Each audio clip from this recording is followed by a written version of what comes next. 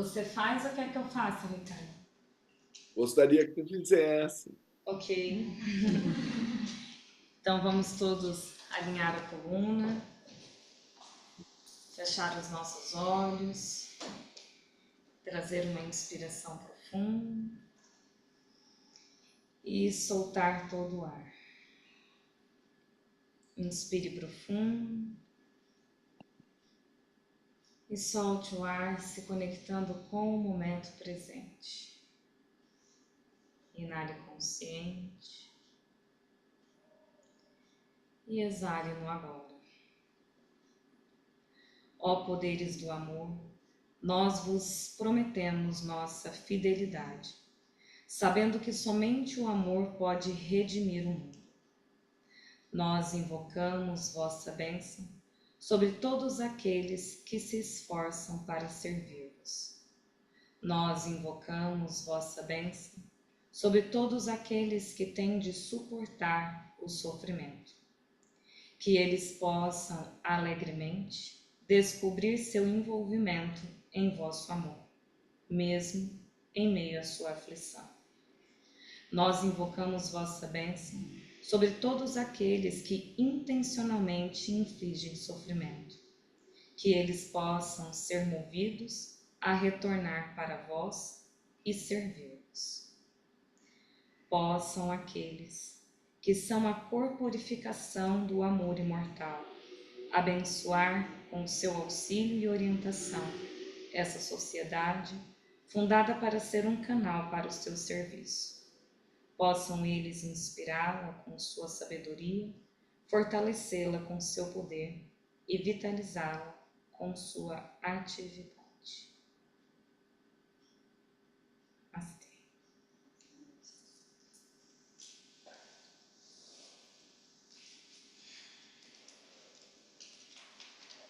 Que assim seja.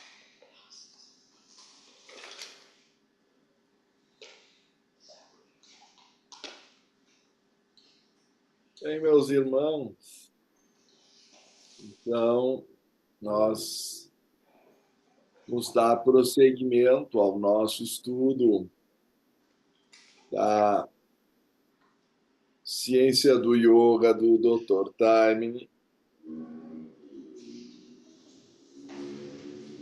E eu até perguntaria se tem alguma questão pendente ou pergunta da reunião anterior que tenha ou sutra específico.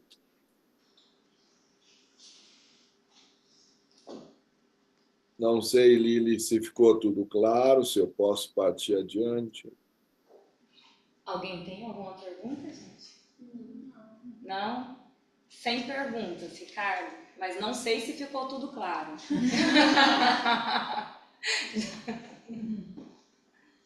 Bem, vocês me corrijam se eu tiver com alguma imagem que não corresponda ao ocorrido, mas a minha lembrança é que nós começamos pelo Sutra 1 e investigamos a questão de que o yoga, na verdade, vem de uma tradição ancestral. E o Sutra número 1 sugere que anterior ao próprio Patanjali.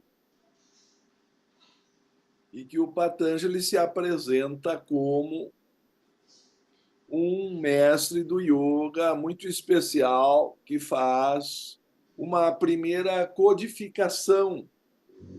Ele não está dizendo que ele foi o criador do yoga. Ele mostra aí a sua natural humildade. E nós falamos também um pouco da ideia de que o Raja Yoga abrange todos os yogas. Daí a tradução ser o yoga real, porque como rei ele pega um pouco de cada parte, como se eu fosse um contribuinte, um súdito dessa maior conquista, que é o caminho da união do ser com sua essência ou com a sua transcendência na divindade. No Sutra número 2, chamado 1.2, né, ele apresenta o que é o yoga na sua definição, até onde as palavras podem definir o yoga. Yoga Chitta Vritti Nirodha, a ideia de que há uma supressão ou inibição das modificações dos Chitta Vrittis, e geralmente comparados com ondulações na mente. Nós vamos ver que essa não é talvez a mais correta definição, mas é a mais fácil de se assimilar. Mas me parece que nós não chegamos a ingressar em cada um dos 5 Chitta Vrittis, não é verdade? Então, ele dá a entender, na sua classificação, que esses Chitta Vrittis têm que estar ou ser eliminados ou pelo menos atenuados para que o estado de yoga possa acontecer. E essa é a relativa lógica, suponho, de Patanjali começar por esse primeira parte já com o Samadhi. Alguns me perguntam, com certa razão, por que Patanjali resolveu começar com a parte mais complicada. Mas eu acho que ele tenta mostrar onde se pretende chegar. Porque se eu não tenho noção da grandeza do trabalho, há o risco de achar que é apenas uma corrida de 100 metros rasos, a gente faz um esforço de curta duração, já chega lá e está resolvido. Ele já de início mostra a real dificuldade, certo? Eu acho que aí está a razão dele começar definindo o yoga de uma forma também transcendente. Ele poderia dizer que o yoga é o caminho que leva a esse estado. Você sabe que são as duas definições que correm paralelas. O yoga como um estado de transcendental união, porque a palavra yud é sua origem e yoga quer dizer união, yud quer dizer unir, da união do ser com sua própria essência, o Atma com Paramatma, com a transcendental divindade. Tá? Então, é uma tarefa super-humana, na verdade, porque o indivíduo que atingir a perfeição no yoga deixa de ser propriamente humano. Ele se torna uma divindade, ele se torna, no mínimo, uno com a divindade. Como dizia o Cristo, eu e o Pai somos um, em João 10:30, tá? Ou, se preferirem, em João 14:20, quando ele diz: naquele dia sabereis que eu estou em meu Pai, vós em mim, eu em vós. Ou talvez mais alarmante, até Mateus 5:48, sede, pois, perfeitos como vosso Pai Celestial é perfeito. Eu sei que muitas vezes passam por essas passagens bíblicas como se fosse pouca coisa, mas ser perfeito como a divindade não é pouca coisa. Em Efésios 4:13, também é dito: até que todos nós alcancemos a unidade da fé e o conhecimento do Filho de Deus, o estado de homem perfeito, à plena medida da estatura do Cristo. Então, não deveria ser contrastante, senão que Patanjali está dizendo a mesma coisa que o Cristo, que todos nós podemos alcançar essa união consciente ou a plena estatura da santidade. Mas eu gostaria que ficasse claro que isso não é uma corrida de 100 metros, mas é uma maratona de quilômetros. Então, a parte inicial do Yoga Sutra pode não parecer tão entusiasmante para produzir de imediato a prática. Se vocês quiserem, a gente pode saltar para o Sadhanapada na parte 2. E aí começar a ver a filosofia que leva a essa libertação. Mas eu acho que Patanjali pretende definir uma solução de todos os sofrimentos humanos, não um paliativo, não um remédio de tarja preta para quem está com alguma depressão. Ele não está oferecendo um remédio apenas para diminuir nosso sofrimento momentâneo. Ele quer uma solução definitiva para o sofrimento. Da mesma forma que o Buda, talvez usando ênfase em pontos um pouco diferentes. Tá certo? Então, é isso que eu gostaria de enfatizar. Então, nós podemos revisar o que ele diz nesses primeiros sutras para indicar, em primeiro lugar, que se o yoga é a inibição das modificações da mente, então o vidente está estabelecido em sua própria natureza essencial e fundamental. Nos outros estados, existe a assimilação do vidente com as modificações da mente. Então, somente no yoga o ser conhece a si mesmo. Nos outros estados, ele entra numa relativa confusão. Ele se identifica, não é, com as próprias modificações, com essas ondulações, e, portanto, a mente fica colorida dos pratyayas ou dos conteúdos que ela tem no momento e perde a visão dimensional da unidade com a sua própria essência. A dificuldade vai se ver no Kaivalyapada, no livro 4º, é como, depois de atingir os estados superiores da consciência, conseguir se manter neles. Que esse é um desafio maior do que se pensa. Na maioria das pessoas acham que se chegar ao Samadhi está tudo resolvido. Chegar ao Samadhi é apenas atenuar os kleshas ou as distrações, se vocês quiserem, e seu sofrimento, por um certo tempo e ter uma elevação da consciência. Manter a consciência naquele estado,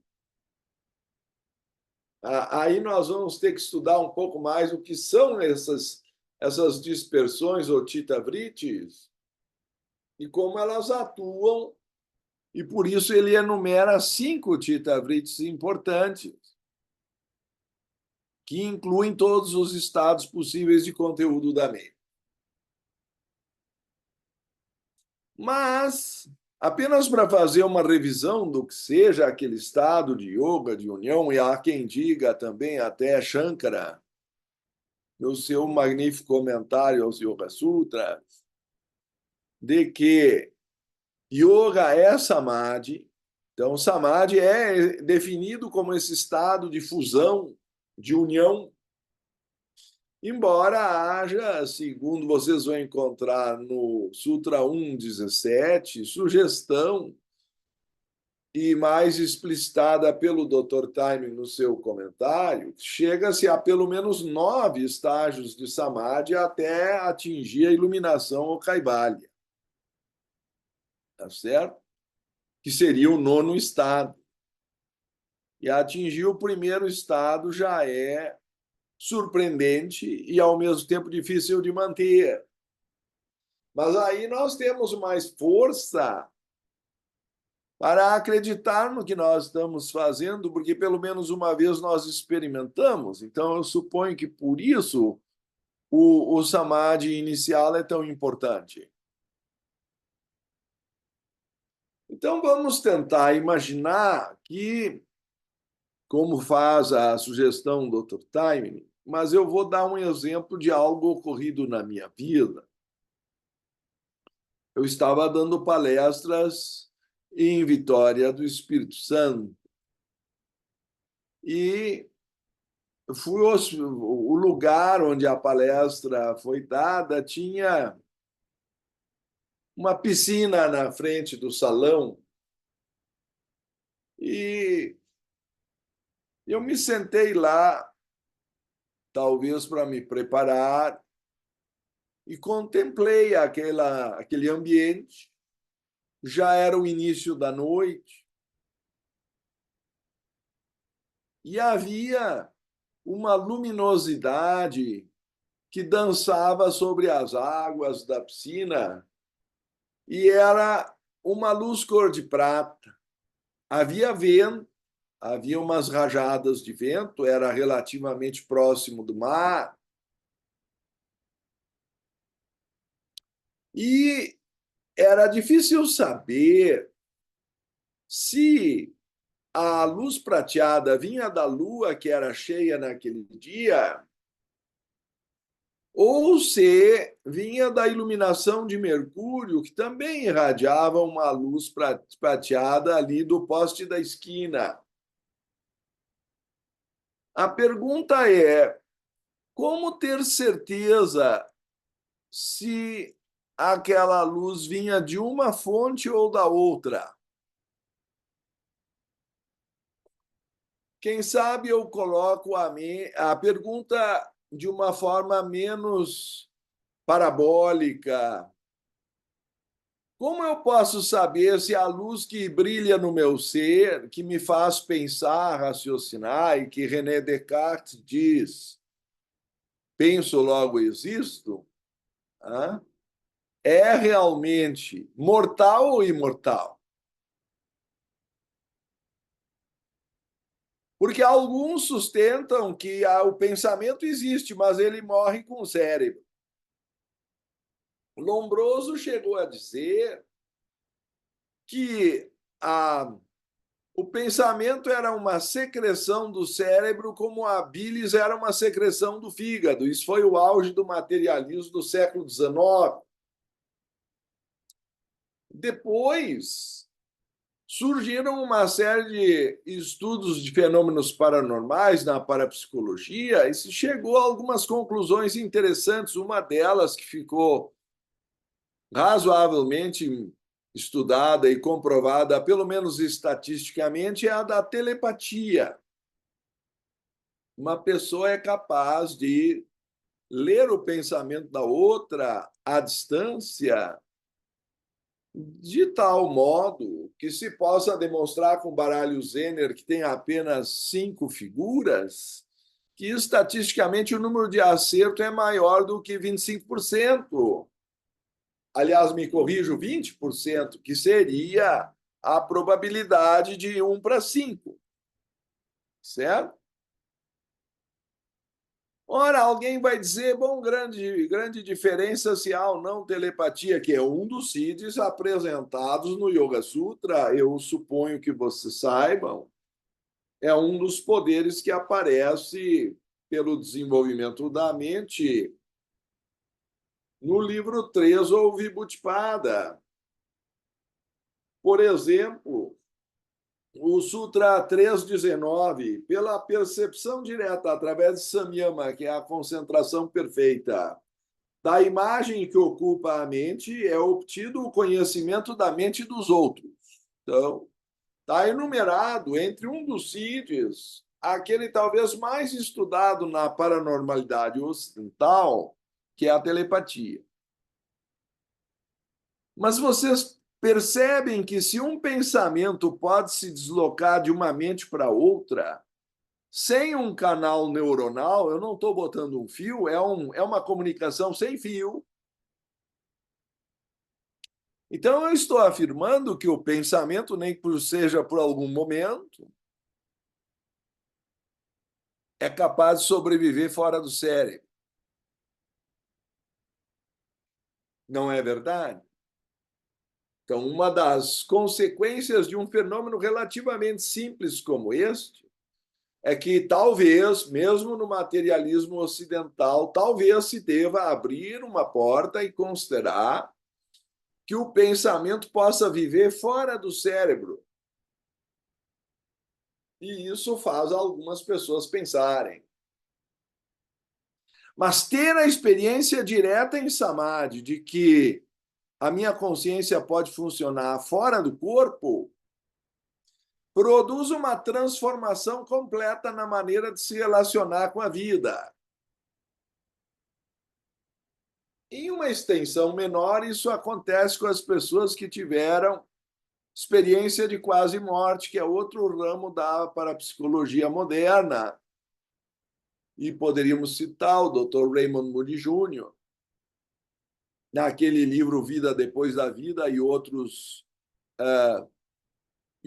filmes e vídeos que ele produziu com relatos de pessoas que passaram por isso. Mas se vocês forem atrás dessas experiências, só de olhar aqui as pessoas estão me assistindo, eu tenho pelo menos a lembrança de algumas que já passaram por essa experiência ou que os seus parentes passaram. Então, eu não vou entrar em detalhes de chamar casos, porque eu acho que não é o nosso objetivo, mas sim dizer que se a água da piscina não está serena, eu não consigo distinguir que aquela luz prateada vem da lua ou se vem do poste. Qual é a diferença? Do poste depende da energia elétrica. Se faltar a luz, acabou a luz aquela sobre a piscina.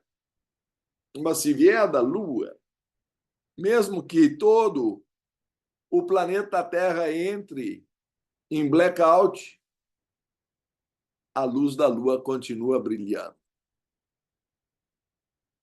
Então, é uma comparação que me ocorre para tentar explicar que se eu conseguir distinguir a lua, porque, de repente, entre uma rajada de vento e outra, a mente serenou,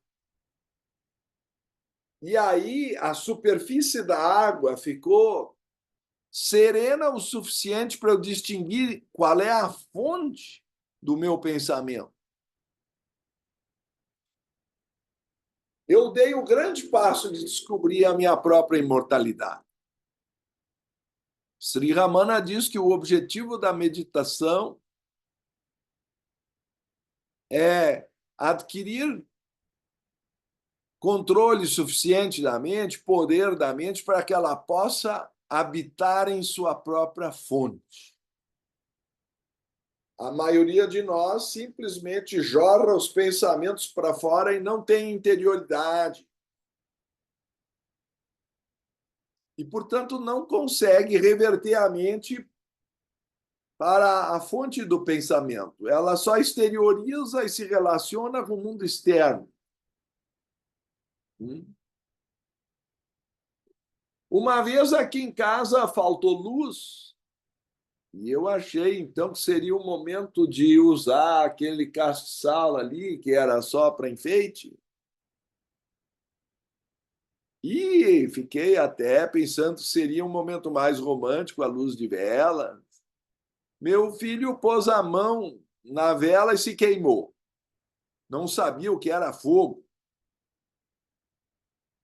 Essa é a nossa cultura. A gente só conhece as coisas pela internet e pelo celular.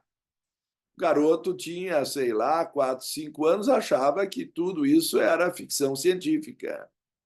Ou sei lá o que ele achava, mas ele pôs a mão na vela. Eu nunca tinha visto uma vela acesa. Eu não sei se eu sou um dinossauro ou se o mundo acelerou tanto que as pessoas perderam contato com a realidade. E a minha esposa começou a ficar depressiva porque não podia assistir a novela. Então, o cenário que eu achava que ia ser o máximo, um jantar à luz de velas em casa, mostrou-se um rotundo fracasso, porque as pessoas estão demasiadamente dependentes de estímulos externos. E o yoga é um caminho de descoberta interior. Será que os meus exemplos foram claros o suficiente? Samadhi ou êxtase, do grego êxtasis, é estar fora, é desligar-se do corpo e ter um estado de consciência não corpóreo. E isso traz uma certeza da imortalidade, isso começa a mudar as relações, mesmo com o mundo objetivo. Krishnamurti dizia que a vida é relação com coisas, pessoas e ideias. E nós vamos ver que os Chitta-Vritis vão chegar nesse estágio. Nós vamos ter algumas relações que vêm por meio dos sentidos e outras são criadas subjetivamente. Mas, em essência, quando o ser conhece a sua fonte, ele não precisa de estímulo externo, ele se torna autossuficiente, autodeterminado e também com poder de autoentrega, se quiserem, a Deus ou a qualquer tipo de amor, se multiplica. Perguntaram também ao Buda, depois da iluminação, se ele ainda amava seu filho Raula, e ele apenas respondeu: agora mais do que antes. E isso se deve ao fato de que, enquanto nós estamos carentes em busca de luzes no horizonte, quando o sol se põe, catando alguma estrela da nossa preferência, tudo isso muda quando, de repente, o sol nasce novamente. Não porque as estrelas desapareçam, mas porque uma luz maior abrange todas elas. Então, o Buda não deixou de amar seu filho, mas ele adquiriu um poder de amar muito maior, não só para o seu filho, mas para todos os seres. Então, esse despertar da nossa divindade é produzido por esses estados de consciência transcendente. E o yoga é uma questão de experiência direta. Nós, creio, devemos estudar o método de Patanjali para termos noção dos estágios e de como nos situarmos e qual a prática que nos corresponde no estágio em que estamos. Não adianta querer queimar etapas. E se for para 10 vidas, será para 10 ou para 20. Se deixarem o barco à deriva, aí a coisa vai para 100 ou 200. Tá certo? Talvez mais, dependendo de quão renitente é o aprendizado da pessoa. O yoga é um processo de aceleramento da evolução natural. Nesse sentido, ele é e não é natural. Ele é natural no sentido de que ele apenas acelera, mas com certeza ele não é o caminho normal da evolução. E, portanto, nisso ele tem um certo grau de desafio à própria natureza. Certo? Por isso, a experiência que eu tive quando, entre uma rajada de vento e outra, eu pude ver a lua brilhando na superfície das águas e percebi que não era a luz do poste, eu achei que eu deveria guardar isso na memória para trazer para vocês hoje. Mas mais importante do que apenas perceber isso é perceber que a mente está tão agitada que ela não consegue distinguir a sua própria fonte ou o espaço entre um pensamento e outro, a tal ponto que Patanjali sugere como se usa na expressão popular, respirar fundo, que é talvez o primeiro passo no pranayama, se é que eu posso chamar assim, porque o pranayama tecnicamente é mais restritivo do que isso, mas a primeira coisa a fazer é dar 3 respirações profundas, e sentir que, de alguma forma, a mente está mais serena. Isso se diz até para o povo quando uma pessoa está nervosa. A primeira coisa é trazer um copo de água com açúcar e a segunda é pedir para o sujeito respirar fundo. Geralmente é assim que tratam as pessoas que estão meio abaladas. Será que nós podemos aprender a ter esse grau de autoobservação nas coisas simples e evoluir, então, para a compreensão, pelo menos, desse Sutra 1.4? Nos outros estados, existe a assimilação do vidente com as modificações da mente. Ou seja, a mente está tão turbilhonada que eu não consigo ver de onde vem a luz. Você sabe, se alguém aí faz curso de psicologia, a psicologia literalmente é o estudo da alma. Mas essa alma é mortal ou imortal? Então, para alguns, uma visão platônica de que aliás, aristotélica, de que a alma poderia ser um derivado do próprio corpo, alguns interpretam assim. Então, morre o corpo, morre a alma, acabou. Quando se fala em uma alma imortal, se está pressupondo que, mesmo que o corpo morra, a alma continua. Não sei se me faço claro com esses exemplos preliminares, mas é o objetivo do yoga encontrar essa luz que é a fonte da nossa consciência. E talvez, a partir daí, descobrir que ela é una com a consciência universal. Eu estou tentando simplificar os primeiros 4 sutras.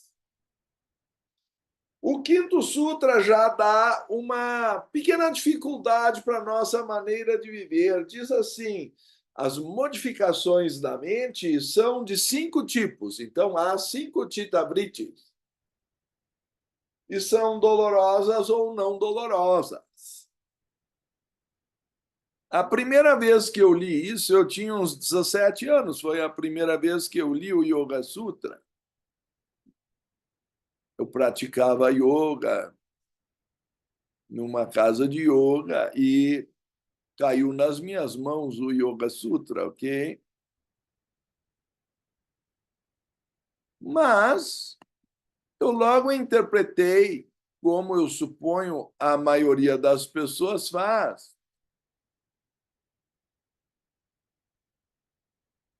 que isso quer dizer que ou as experiências são agradáveis ou são desagradáveis. Mas não é isso que o Sutra 1.5 está dizendo. O Sutra 1.4 nos disse que a mente fica tão envolvida com as suas próprias imagens que não consegue mais perceber a si mesma, certo? O Sutra 1.5 vai dizer que há 5 possibilidades da mente ficar envolvida nas imagens ou nos chitta-vrittis, mas que elas podem ser classificadas em 2 tipos: dolorosas e não dolorosas. Não é um raciocínio que nós estejamos acostumados a fazer. Porque as não dolorosas são apenas indiferentes. Tá certo? Então, sob o ponto de vista de Patanjali, mesmo as experiências prazerosas acabam gerando dor se nós nos sentirmos apegados a elas. Eu vou tentar me aprofundar nisso com base na Bhagavad Gita. Quando, no Shloka 5.22, é um shloka, acho eu, que exige grande reflexão nossa. Os prazeres que nascem do contato, isso quer dizer do sentido, são, em verdade, ventres de dor ou fontes de dor, pois eles têm início e fim. Ó Caunteia, o filho de Kunti, neles não pode regozijar-se o sábio. Então, vocês estão vendo que Krishna, ou Vyasa, dependendo como vocês quiserem interpretar, está ensinando que mesmo os prazeres acabam gerando dor se nós nos apegarmos a eles, pois é dito, eles têm início e fim. Então, é um ponto de vista diferente do nosso, comum, de que algumas experiências são agradáveis e outras são desagradáveis. Alguém dirá que esse é um raciocínio muito pessimista.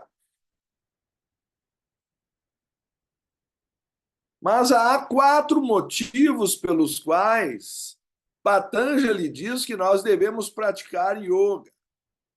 O primeiro deles, Parinama, é de que todas as coisas são transitórias. É o mesmo argumento aqui, tem início e fim. Então, se eu apoiar a minha felicidade no mundo dos sentidos, eu vou acabar sentindo dor, porque o prazer vai acabar. E é isso que, em geral, relatam as pessoas que chegam à velhice, que os prazeres do corpo acabam. E se nós não estivermos preparados para isso, não vamos saber envelhecer. Aliás, um grande problema da cultura ocidental. Enquanto a cultura oriental homenageia os idosos, porque sabe que ali a vida mostra a sua verdadeira face, os ocidentais parecem ter nojo da velhice e não querem falar no assunto ou até fazem piadas. Mas então eles estão em fuga da realidade, eles não querem ver a vida como ela é. A velhice é uma preparação para a morte e todas as funções fisiológicas começam a declinar. O que o yoga pretende fazer é prolongar a saúde física para dar tempo do indivíduo a aprofundar a sua navegação interior, mas ele não está voltado para estender a vida apenas para ela produzir mais prazer ou aumentar a virilidade ou alguma coisa desse tipo. A saúde é apenas um instrumento para se chegar ao autoconhecimento, e a falta dela é o primeiro obstáculo, segundo Patanjali, no Sutra 130. Está certo?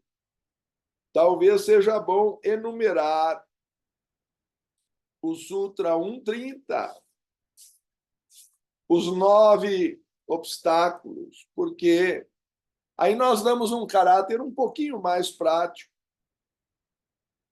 Doença, languidez é falta de energia, certo? Dúvida, negligência, preguiça, mundanalidade, ilusão, não conquista de um estágio. E instabilidade, ou seja, tendo atingido o estágio, não conseguir se manter nele, estes são os 9. Estes 9 causam a distração da mente e são os obstáculos. Então, esse é o Sutra 130. Oportunamente, nós vamos estudá-lo, se seguirmos a sequência. Também é uma questão que eu posso deixar na mão de vocês. Eu estou seguindo, por enquanto, a sequência do Yoga Sutra como Patanjali o escreveu. Já estamos encontrando o problema no Sutra 2, 3 e 4, e agora a martelada no 5. Ele não está dizendo que a vida tem momentos felizes e momentos que vão passar. Ele não está dizendo que a gente tem que aproveitar a vida, porque isso eu assisto muito na TV ou até na web. Ah, o importante é aproveitar a vida. Aproveitar o quê? Ou então isso quer dizer que quando eu ficar velho eu vou viver só de memórias e recordações? Porque essas coisas vão acabar. Então, a morte é o fim de tudo. Então, é uma filosofia pessimista. Vamos ver o que diz o Yoga Sutra quanto aos motivos para praticar yoga. Sutra 2.15, no nosso livro, página 135. Esse aqui deveria ser o nosso livro, o nosso sutra de motivação para praticar yoga. Alguns não se sentem muito motivados, mas se vocês meditarem no Sutra 2.15, alguns dizem que tem influência budista. Há uma discussão acadêmica, eu não vou entrar aqui, se Patanjali viveu na época do Buda ou um pouco depois, e alguns dizem que, vendo o Sutra 2.15, com certeza há uma influência budista no yoga. Dessas certezas não tenho, mas posso ler o Sutra 2.15 para vocês. Para quem desenvolveu o discernimento, tudo é miséria por causa da dor resultante das mudanças, ansiedades e tendências, bem como dos conflitos que permeiam o funcionamento dos gunas e das vritis da mente. Então, estamos no assunto dos vritis, das ondulações da mente. Esse conceito é muito interessante. Eu vou começar pelo mais fácil, que é a mudança. Parei, não. No budismo chamam anicca, a transitoriedade. Dá no mesmo. A impermanência. O nome, acho que não importa. Todos os castelos de areia, cedo ou tarde, vão se desmanchar. Vocês já tiveram dúvida disso? Eu visitei o Egito, sobrou lá umas pirâmides. Aquela civilização que durou 2.000 anos desapareceu. Ficam templos de granito lá. Nem vou entrar na questão da conservação para não ferir os brios de ninguém. Mas uma civilização que durou 2.000 anos não sobrou nada, nem a filosofia, nem a religião, nem a música, nem a arte. Bom, tem umas figuras lá meio descoloridas que sobreviveram, mas aquela civilização se foi. E se isso acontece com uma civilização inteira, imagina a família de vocês ou vocês mesmos, fisicamente falando. Então, o primeiro motivo para eu tentar descobrir o que é imortal em mim, ou se existe algo imortal em mim, está aí. E é a busca do samadhi. Essa é a chamada do yoga, não apenas para obter saúde do corpo por algum tempo, porque o corpo não é eterno, mas para ter a experiência direta da nossa essência. Não sei se estou me fazendo claro o que é Yoga Chitta Vritti Nirodha.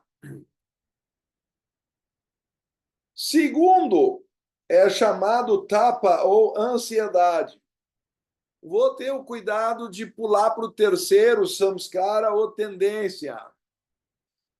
Assim como as coisas na matéria mudam, assim a mente vai se afeiçoando ou se apegando ao estímulo com o qual já teve contato e tende a querer entrar numa zona de segurança que alguns chamam de acomodação,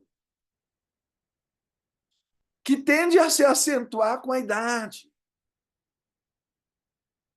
Não sei se vocês sabem que dizem que depois dos 40 não casam mais as pessoas, só as manias. Então, se vocês quiserem casar antes, tem mais chance de alguém ainda tentar se adaptar ao outro. Depois da discussão, até se um aperta a bisnaga da pasta de dente no meio ou na ponta. E uns ainda usam clips para segurar quando já virou, outros usam prendedor, tem várias técnicas. E outros acham que tem que apertar em qualquer lugar e que isso é bobagem. E aí já começam a se desentender na hora de apertar a pasta de dente. Aí já compra duas. Depois, alguns vão querer comprar dois banheiros, porque não estão conseguindo conviver no mesmo banheiro. Depois, as camas se separam. Por último, vai a partilha, né? Então, conviver com outra pessoa significa aceitá-la como ela é. Mas se eu não estou bem comigo mesmo, eu começo a implicar com a outra pessoa. E parece que a nossa civilização não está tirando nota 10 nesse quesito, que as pessoas estão muito artificiais, elas estão dentro desse pombal eletrônico que nós estamos conversando aqui, não é? E o contato com a pessoa como ela é um pouquinho diferente. E à medida que os anos vão passando, vocês conhecem o tal do casamento ideal, que dizem que a mulher vai ficando surda e não ouve o ronco do marido, que vai engordando e vira um fole. Né? E o homem vai ficando com catarata e não vê mais as rugas e outras coisas na mulher, continua com a imagem dos 18 anos. Então, esse casamento tem tudo para ser bem sucedido. Tá? Então, se vocês fixarem apenas o corpo físico e cruzarem os 60 anos, tem gente que morre antes. A Amy Winehouse, a Whitney Houston, Michael Jackson, esse pessoal vive intensamente e não consegue chegar na velhice. São ídolos de algumas pessoas, conquistaram a fama, o mundo, só não conquistaram a si mesmo. Morre de overdose dentro de uma banheira cercada de Grammys e Oscars. Então, se nós quisermos conquistar a nós mesmos, esse é um caminho do yoga. Ele não depende de nenhum estímulo externo, porque ele se convenceu de que as coisas externas mudam e a mente tende a querer a zona de conforto. Então, há um conflito entre essas duas coisas. E isso se chama ansiedade. Tapa. Porque uma parte de nós sabe que as coisas vão mudar, mas outra parte quer ter o controle, não quer que a mudança ocorra. Então, a pessoa já, como dizem do pobre do Peru, morre de véspera. Ela começa a ter ansiedade. E é difícil explicar para as pessoas o que é a ansiedade, porque há camadas profundas na mente que querem controlar e evitar o sofrimento e outras que percebem que é inevitável. Porque as coisas vão mudar e vão sair do controle. Então, a menos que eu desenvolva vairagya ou desapego, a mente nunca vai ficar serena. Mas a compreensão de vairagya depende de eu compreender que isso é a vida. E não como Hollywood ou o marketing quer vender para você. Então, essa visão realista que Patanjali nos passa no Sutra 2.15 é de uma profundidade extraordinária. E eu não suponho que seja pessimista, porque o 2.16 diz: o sofrimento que ainda não chegou pode e deve ser evitado. Então, ele está dando uma solução. Ele está dizendo: conquista a tua mente e o sofrimento não te pega mais. Mas não há como escapar do sofrimento se eu não conquistar a mente. Será que isso faz sentido? Vocês podem conquistar o mundo. O Elvis Presley, a Marilyn Monroe. Ah, o que faltava? Vocês já se fizeram essa pergunta? Para um morrer de overdose, o outro de incompatibilidade de remédios, uma boleta para dormir, outra boleta para acordar. Outro dia eu estava lá também na academia e tinha uma senhora meio sonolenta do banco de fora. Ela me explicou: eu exagerei no remédio ontem de noite, agora não estou conseguindo. Vou esperar aqui um pouco para ver se eu melhoro. As pessoas não conseguem dominar a respiração nem para dormir. Essa é a nossa civilização da tecnologia do 5G. Vocês percebem a grandeza do yoga milenar, que não precisa de nada disso para dominar a si mesmo? Nós estamos de joelhos na frente de uma cultura muito superior à nossa. Toda a tecnologia não substitui isso. Então, compreender o que é o Sutra 215 é que o domínio da ansiedade depende exatamente de não deixar a mente começar a projetar um momento futuro que ainda não aconteceu. Nem ficar apegado com o resultado. E aí vem o quarto motivo, que é um pouco mais difícil de explicar, um conceito mais sutil, Guna Vritti Viroda. Os gunas da matéria, segundo a filosofia Samkhya, são a inércia, o movimento e o ritmo, tamas, raja, sattva. Eles são mais lentos em responder o chamado da mente pelo desejo do que os próprios vrittis, que a mente vai trocando. Porque se nós desejássemos só uma coisa, nós seríamos satisfeitos. Porque cedo ou tarde nós íamos conquistar aquilo. Mas eu conheço muitas pessoas, e não quero entrar agora numa estatística, que antes de conquistarem aquilo pelo que estavam lutando, já querem outra coisa, aquilo já não interessa mais. Porque demora tanto para chegar lá que já no meio do caminho quer outra coisa. E não sei se vocês já notaram que porque a mente é mais rápida que a matéria em responder ao seu chamado, mesmo que eu obtenha tudo o que eu quero, eu posso não obter na hora que eu queria que viesse. E digo a vocês que, pelas leis do pensamento, tudo o que vocês querem com intensidade, vocês obterão. E, portanto, cuidado com o que vocês desejam. Mas pode chegar numa idade que não interessa mais. Pode chegar a 20, 30 anos atrasado, pode chegar numa vida seguinte, que aí vocês estão com outros objetivos. Então, Gunavritti Viroda significa que há um desmatch, um desencontro, uma falta de timing entre o desejo e a resposta à sua satisfação. Aí, quando um quer, o outro não quer, e quando o outro quer, aí o um não quer. Vocês já viram isso nas relações humanas?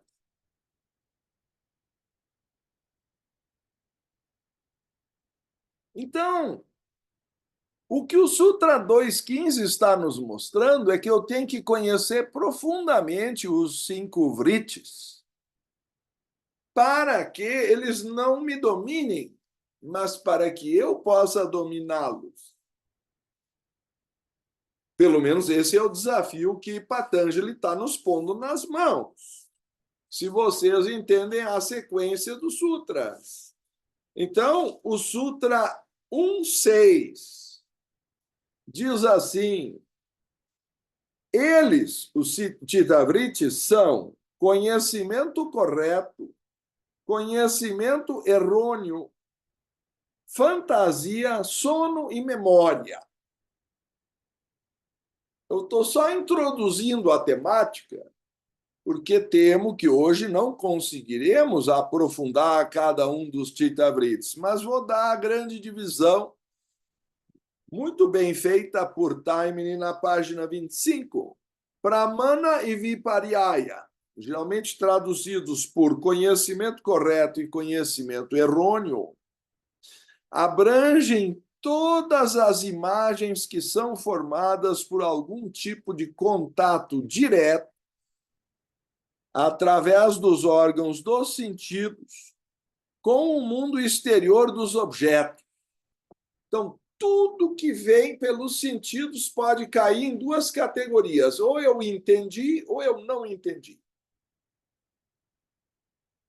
Ou eu realmente vi a coisa como o fato que é, ou eu posso estar iludido.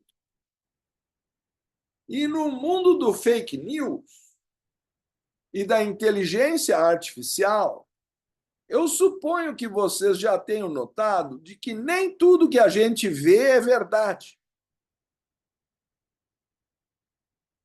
E hoje a gente tem que pensar duas vezes quando recebe uma mensagem para saber se ela é verdadeira ou falsa. Acho que duas vezes talvez seja pouco. E com a inteligência artificial isso vai piorar muito, porque eles conseguem fazer até as múmias falarem. Outro dia eu vi umas imagens reconstituídas do crânio lá. O crânio sobrou, não é do Ramsés II. Eu pude vê-lo no museu lá no Egito. Deve ter, sei lá, 2, 3 mil anos. Aí fica aquela discussão de quantos anos tem. Mas está lá intacto. Mais preservado do que muita gente. Só que não tem a vida. Então, para que adianta preservar um corpo e transformar ele numa escultura se não tem vida dentro dele? Era o que dizia Vivekananda: uma banyan tree, uma figueira da Índia, pode durar 300 anos, mas ainda é uma árvore. Então, o Raja Yoga tem outro objetivo, não é só o corpo. O corpo é um instrumento, não é um objetivo em si mesmo. Hatha Yoga talvez seja outro assunto. Aí nós vamos discutir, talvez, uma discussão infinita.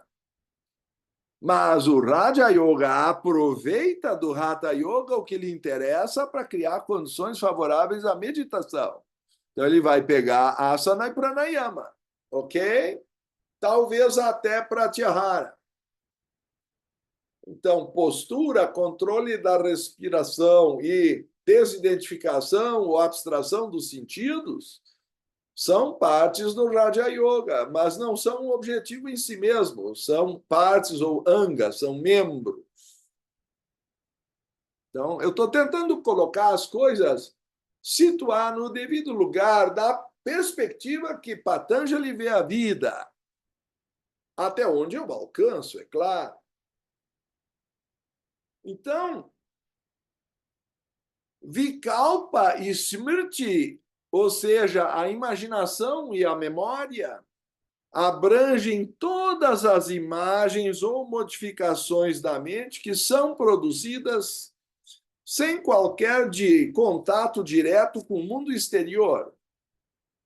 Então, quando vocês sentarem para meditar e a postura for o que deve ser, pelo menos por algum tempo, imóvel a ponto de permitir uma concentração mais profunda da mente, e se a respiração estiver pelo menos profunda e serena, porque a profundidade evita a sonolência ou a falta de oxigênio, de tamas, e a serenidade evita a distração ou o macaco saltitante de rajas. para chegar a sattva. Então, nesse ponto, se equilibram essas duas tendências da matéria para chegar a ficar mais receptiva ao espírito, ou atma, ou purusha, como vocês prefiram. Isso se dá por sattva, que é o equilíbrio entre tamas e rajas. Então, quando vocês conseguem se desligar do mundo exterior, ainda tem dois desafios, pelo menos. Eu nem vou entrar no terceiro, que é nidra ou sono agora, porque senão dormem todos. Mas ainda tem dois desafios: controlar a memória e a imaginação. Aí tem um. Vocês ouviram falar de Nirvikalpa Samadhi? É uma linguagem usada no Vedanta para significar a ausência de projeção de imaginações. É a capacidade de ver o que é. Sat. Satya é a verdade. Sat é o que é. Só quando a mente não produz esses chitta-vritis que a verdade do universo e seu esplendor oculto pode ser revelado. A começar pela verdadeira essência imortal do nosso ser. Então, eu estou tentando interpretar, não sei se vou muito devagar, chegamos no Sutra 1.6. São 196, então talvez o curso demore. Não sei se os irmãos têm alguma questão, acréscimo.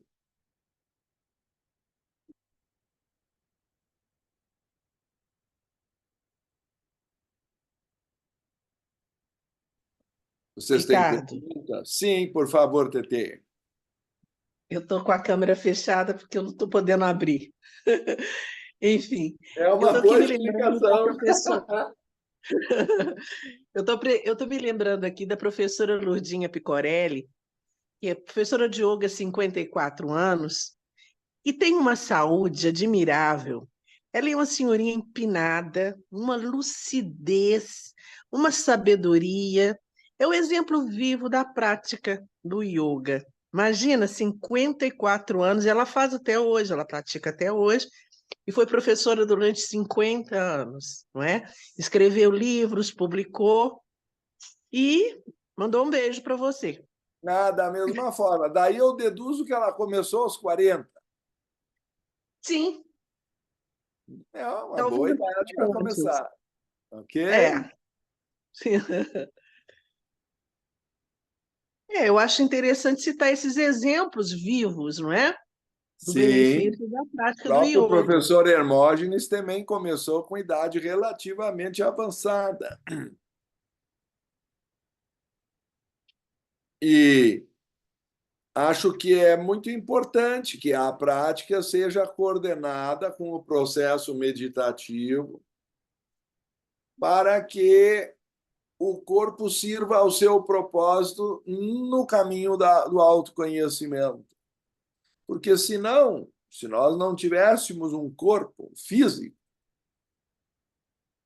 nós talvez ficássemos em algum mundo deitado eternamente em berço esplêndido, mas não teríamos controle da nossa mente. Ficaríamos ao sabor dos titavrites como ondas que nos levassem para um lado ou para o outro. É pela objetividade da encarnação que o cérebro é capaz de acalmar a mente. O corpo e a respiração podem ajudar a mente a se acalmar, coisa que depois da morte é mais difícil de fazer, porque em seu próprio mundo a mente fica muito agitada. O corpo é, de alguma forma, uma mortalha de carne que amortece as emoções e os pensamentos a ponto de torná-los controláveis. E é por isso que as pessoas, em geral, querem detonar o corpo com todo tipo de drogas e estimulantes para projetarem a alma artificialmente para fora e sentirem o baratão. Mas aí, às custas da saúde, a pessoa morre cedo. Então, eu assisti uma vez uma reunião de terceira idade, eu ia dar uma palestra lá, mas eu apenas cheguei no horário e me disseram que estava uma palestra atrasada. Não vou entrar no lugar nem nos comentários, estava 1 hora de defasagem no dominó das palestras. Aí eu me sentei e assisti. O doutor chegou lá, era um médico, e perguntou: quem aqui deseja envelhecer? Todo mundo foi contra, ninguém queria envelhecer, etc. e tal. Aí ele disse: bom, eu até compreendo vocês, ninguém quer envelhecer. Então eu proponho que vocês preferem morrer, porque a única forma de não envelhecer é morrendo. Aí houve um frenesi, todo mundo se revoltou, pularam nas cadeiras. Aí ele ganhou o público. Ele disse: eu estou então compreendendo que vocês querem envelhecer com qualidade de vida. Aí começaram a prestar atenção no que ele tinha a dizer. Patanjali faz isso conosco. Ele chega e dá um choque de realidade. Vocês querem praticar o yoga? Qual é o motivo para praticar o yoga? Tem 4 motivos. Podem estudar de novo o Sutra 215. São 4 verdades sobre a vida da qual ninguém pode escapar.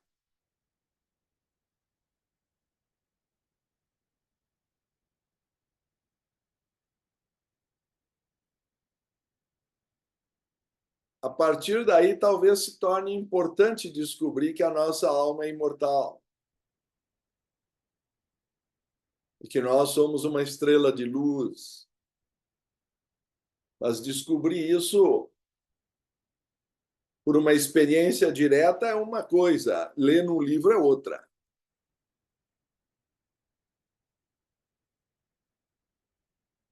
Ok? Ricardo, Sim, tá me ouvindo bem? muito bem. Tem até um eco de fundo, assim, que parece que tu está noutra dimensão. É, mas eu tô aqui mesmo. Só atrás da câmera, tô embaixo dela. Ainda não cheguei lá. Não atingi nem o samadinho. Sem CIDs. Inclusive, eu estou naquela época dos seus 17 anos, em pleno 37. Porque quando você falou do Sutra 1.5, a modificação das mentes são de 5 tipos, dolorosas e não dolorosas, estava eu pensando que não dolorosas, sem sofrimentos. Eu fiquei aqui pensando nisso, mas é só para poder... Depois eu vou ler com calma, mas é só para não ficar com esse vrite aqui enquanto vai terminando aqui até eu conseguir pegar para estudar de novo. Mas quando você falou no sentido de não dolorosa, é no sentido de ser indiferente mesmo, assim como no Sutra 1.33, que ele fala indiferente diante ao vício, essa indiferença mesmo, de não identificação? Vairagya é uma não identificação. Ele está indo para o Sutra 1.12, ele está explicando por que a Abhyasa e Vairagya são indispensáveis ao yoga, a prática constante e o desapego. Então, ele está primeiro mostrando o que os vritis fazem conosco. E aí ele vai concluir que sem prática constante e desapego não se evolui no yoga. É a mesma resposta de Sri Krishna na Bhagavad Gita. Como controlar a mente? É o capítulo 6, acho que vocês conhecem. Sim. Que é mais difícil de controlar do que o vento. Aí ele vai responder Abhyasa e Vairagya. Prática constante e desapego. Então, O desapego não precisa ser uma indiferença feroz ou fria. É a compreensão de que eu não posso depositar a minha felicidade em coisas que não duram. Posso tudo, mas nem tudo me convém. Krishnamurti diz que o desejo e o medo são inseparáveis, como duas faces da mesma moeda. Assim é o prazer e a dor. Eles são duas faces da mesma coisa. Se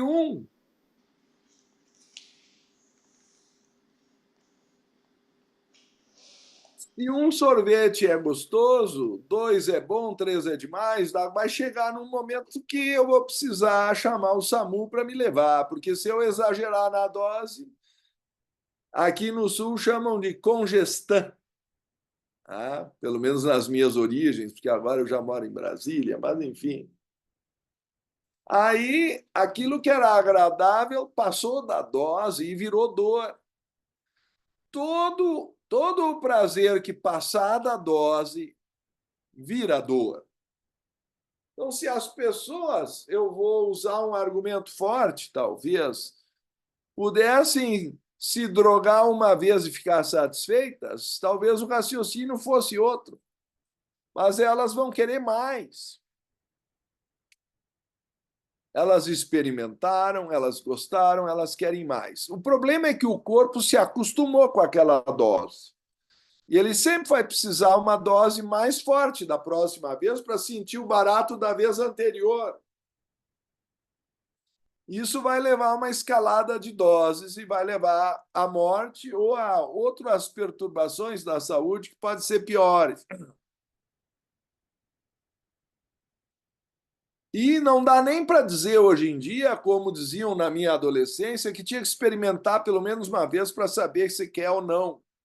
Agora tem drogas tão terríveis que a pessoa fica dependente na primeira dose. Então, ou nós ficamos espertos, ou nós perdemos a oportunidade dessa encarnação. Vamos cair num círculo, uma espiral de afundamento, um naufrágio em vida e acabar numa cracolândia. A pessoa tem que se dar conta disso antes da primeira dose. É o que a nossa civilização criou. Alquimia, alquem, era referente ao Egito. Quem é o aluvião onde crescia todo o trigo no Nilo. E al é o artigo árabe, era a maneira como os árabes chamavam o Egito. Al-Kem era o lugar onde se começou a química, mas era um segredo dos sábios, dos mistérios egípcios. Não se podia ensinar a qualquer um, porque eles tinham medo que fosse mal usado. Quando eu ouvi isso pela primeira vez, eu devia ter uns 14, 15 anos de idade, eu achei meio uma bobagem. Porque todo mundo aí conhece química, eu estou estudando química no colégio. Mas eu não tinha me dado conta que é porque a química está ao alcance de todos que existe o narcotráfico. E eu não tinha noção na infância do tamanho que isso era e do poder que isso tinha a ponto de dobrar países, de pôr os valores de joelho e continentes estarem dependentes. Esse é o mundo que nós vivemos. E os egípcios tinham razão, esse conhecimento não podia cair nas mãos erradas. O mesmo eu posso dizer da Kundalini. Se cair em mãos erradas, vai ser usado para o mal. Se uma pessoa desenvolver só a telepatia, ela vai querer roubar a senha do outro para acessar o banco. Para que as pessoas querem os poderes? Não é? Então, eu começo o yoga compreendendo que o desejo e o medo são duas faces da mesma moeda. E que todas as experiências acabam sendo dolorosas se eu passar da medida. e que eu tenho que me libertar desse mundo de ilusões, porque ele não sai desse círculo, que é o círculo da limitação corporal, porque o prazer e a dor vêm do corpo. Não há aí nada demoníaco, existe apenas uma limitação. É o que Shankara diz, que a pessoa se afogando vê algo flutuando sobre as águas e se agarra como se fosse um tronco salva-vidas, para depois descobrir que era um jacaré. Então, se eu me agarrar no corpo e vierem as doenças e a velhice, a dor vem com ele.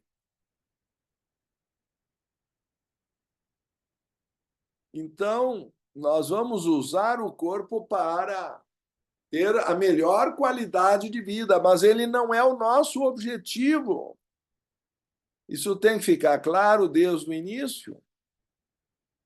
Porque se eu desejo muito passar no vestibular, eu tenho medo de rodar, de não passar. Então, a causa do medo é o desejo. A causa da ansiedade é o desejo. Isso o Buda ensinou. Se eu tenho medo da morte, não é por causa do desconhecido, como alguns dizem. Porque se vocês disserem para o filho de vocês, não vai lá no vizinho, aí mesmo que ele quer ir.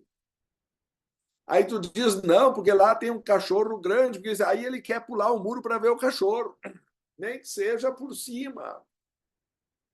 A curiosidade mata a criança, mas o desconhecido é atrativo. Então, dizer que o medo da morte é o medo desconhecido é uma mentira. O medo da morte vem do desejo e apego pelo conhecido, porque não quer sair da zona de segurança e porque, por mais que envelheça, enrugado, fica arrastando a ferramenta, não quer largar o osso. Vocês conhecem quantos que estão desprendidos e estão esperando o dia?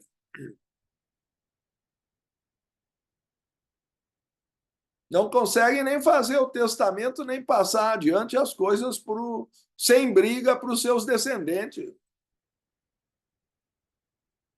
Quantas famílias acabaram em briga porque não houve essa serenidade na passagem? Então, eu digo a vocês, as pessoas não vivem com o fato de que vão ter um corpo morto daqui a pouco. Elas vivem em maiá, numa ilusão de que a juventude é perpétua. Mas não é.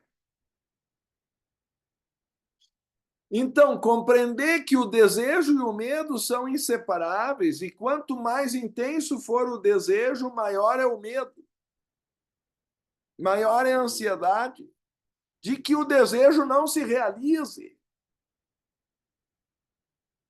E quando chega o medo da morte, é porque o desejo continuar vivo. Senão não haveria medo da morte. Então, estou tentando te demonstrar que o desejo é a busca do prazer e o medo é evitar a dor. Mas se os dois são inseparáveis, eu estou te demonstrando que o prazer e a dor são inseparáveis. São como duas faces de uma mesma moeda. Sempre que eu estou aberto para um, o outro pode aparecer a qualquer momento. E por isso as pessoas são ansiosas. Porque elas estão abertas ao desejo, mas sabem que ele vai acabar, que ele pode terminar, que pode virar dor. Uma camada do nosso inconsciente sabe disso. Então, aprender a ter desapego está no Sutra 1.12. Ele está nos preparando para chegar a essa conclusão, ok?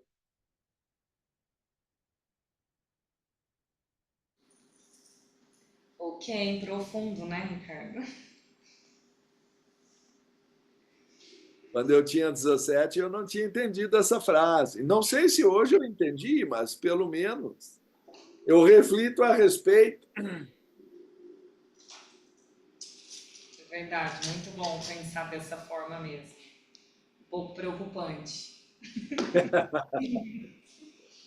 Gratidão. É difícil entender um texto que tem mais de 2.000 anos. Ele não fala na nossa linguagem de hoje. Mas Não, ele está agora ficou claro. falando de realidades da vida. Ele não precisa da tecnologia 5G para falar conosco. Coisas que nós podemos olhar e ver se são verdadeiras ou falsas. Ninguém aqui é obrigado a crer em Patanjali. É uma questão de experimentar. Será que ele está falando a verdade? Vamos tomar isso como hipótese e fazer a experiência? É uma ciência. A ciência se desenvolve com experimentação. Não é uma religião no sentido de crença. Não teme a verdade nem a confrontação com os fatos. É uma questão de observação da natureza. Ok?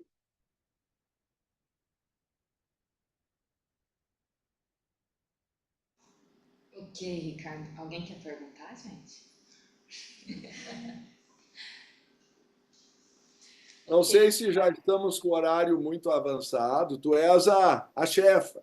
Ah, estamos já no finalzinho. 7 minutinhos para acabar. Se ninguém tiver mais nenhuma pergunta, será que o pessoal do online, se alguém quiser perguntar, gente, só abrir o microfone.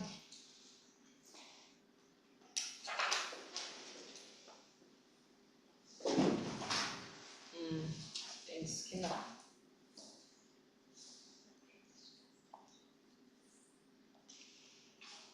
Acho que podemos então finalizar, Ricardo.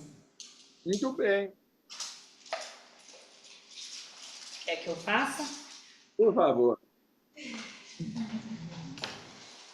Então vamos Só lá. temos que marcar, eu gostaria de fazer, de preferência agora. Não sei se já está agendada a próxima reunião. Verdade, vamos olhar aqui.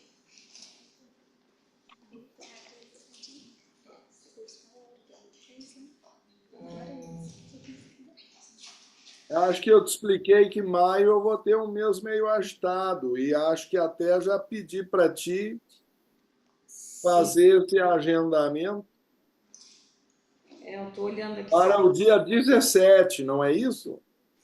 eu tô aqui olhando se eu consegui mudar a agenda já para te dar a resposta. Deixa eu só ver. Hum,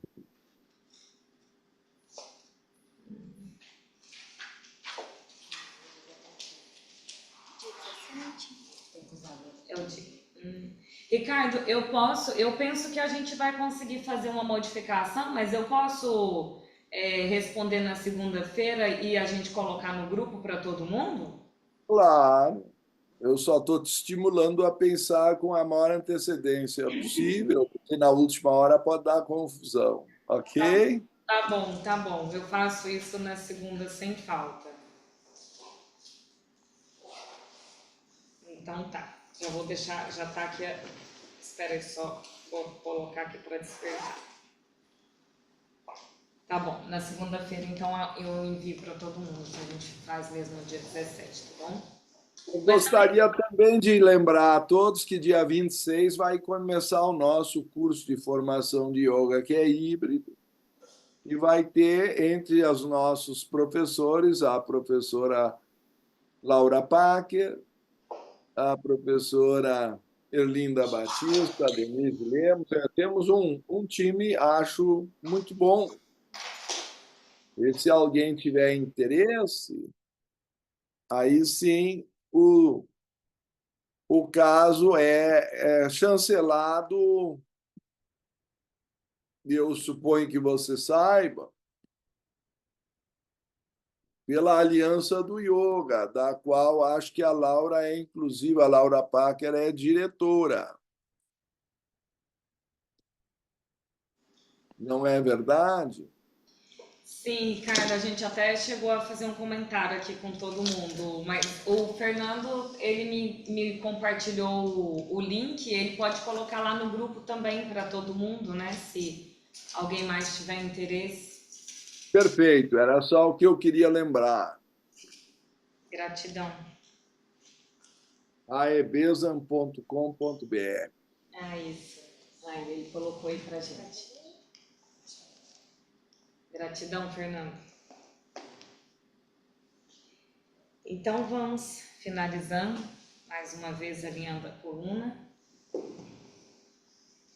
fechando os olhos, trazendo a respiração consciente, buscando aquietar no momento presente. Ó vida oculta, que vibras em cada átomo. Ó luz oculta, que brilhas em cada criatura. Ó amor oculto, que tudo abranges na unidade. Possa todo aquele que se sente uno contigo saber que ele é, por isso mesmo, uno com todos os outros. Vamos irradiar nesse momento luz, paz, saúde e amor em todas as direções. Ao Oriente, ao Ocidente, ao Norte, ao Sul, ao Zênite e ao Nadir. Que todos os seres sejam felizes e ditosos.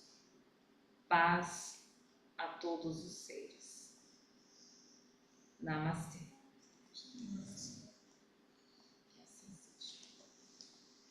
Gratidão, Ricardo, mais uma vez, por essas palavras maravilhosas, tão inspiradoras.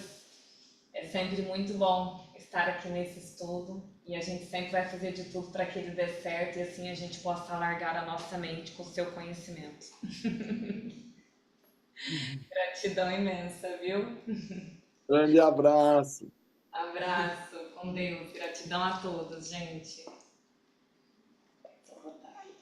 Boa noite a todos, pessoal.